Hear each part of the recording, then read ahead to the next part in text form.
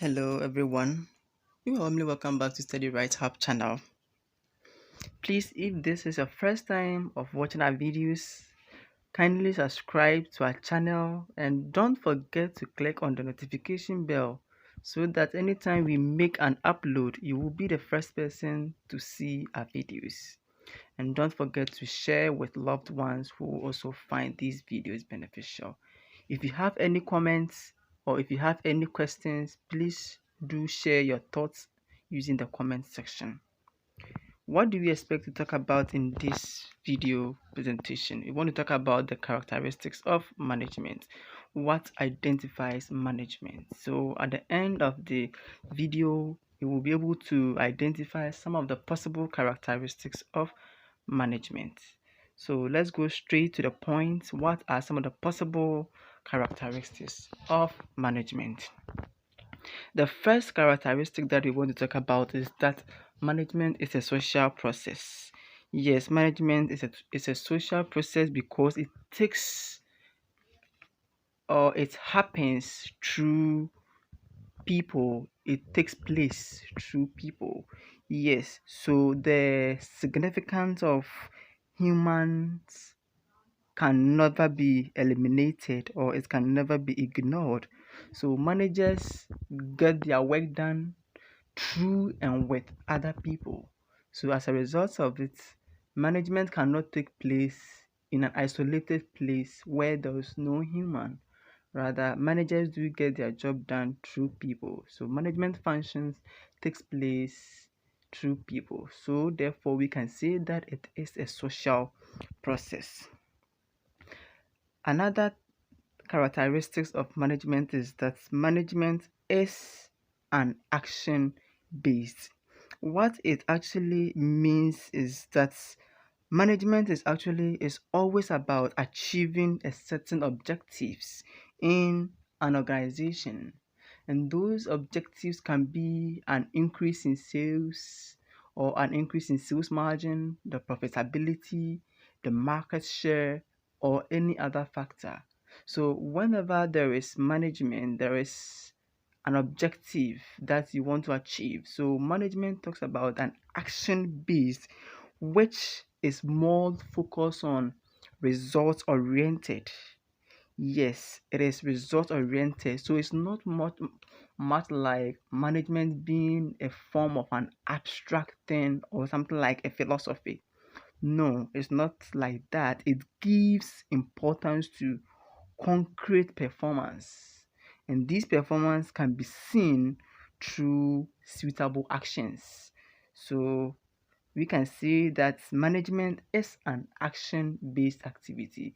It is not a philosophical idea or an abstract kind of thing. Rather, the performance of management can be realized in the form of concrete evidence.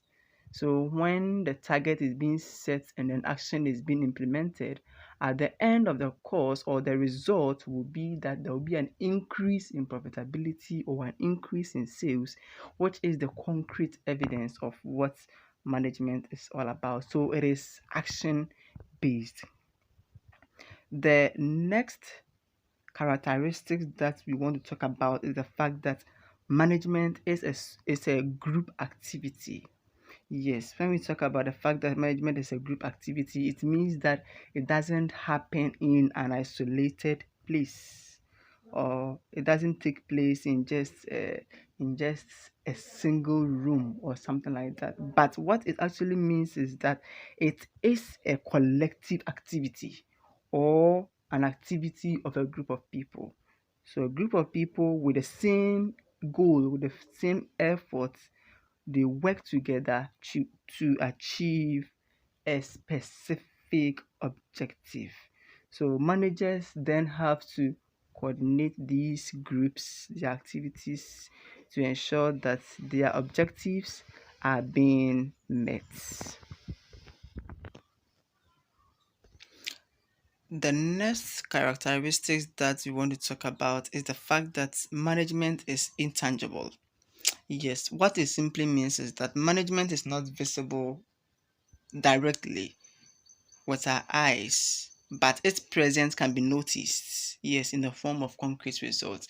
So we cannot use our visual eyes to see management, but it can be seen through the concrete evidence, or it's result oriented. Therefore, we can see that it is intangible. So, management being intangible can be likened to an invisible spirit that we cannot use our eyes to see, but we know we have concrete evidence that spirits exist. So, for instance, let's not talk about spirits, and even if you want to talk about the fact that there is the presence of air, we cannot use our visual eyes to see air. Rather, we can see a concrete evidence surrounding us that yes, air is present. By seeing the moving trees when the wind is blowing, it gives a concrete evidence that the presence of the air is true. That is how management is. So we cannot see it. However, because of its concrete evidence, we can see that management is there. In this case, management is invisible. Management is not replaced by computers. Rather, it is aided by computers. So what is this point trying to say is that management cannot be replaced by computers. Yes. Why do we say so? We know how powerful extremely powerful computers can be.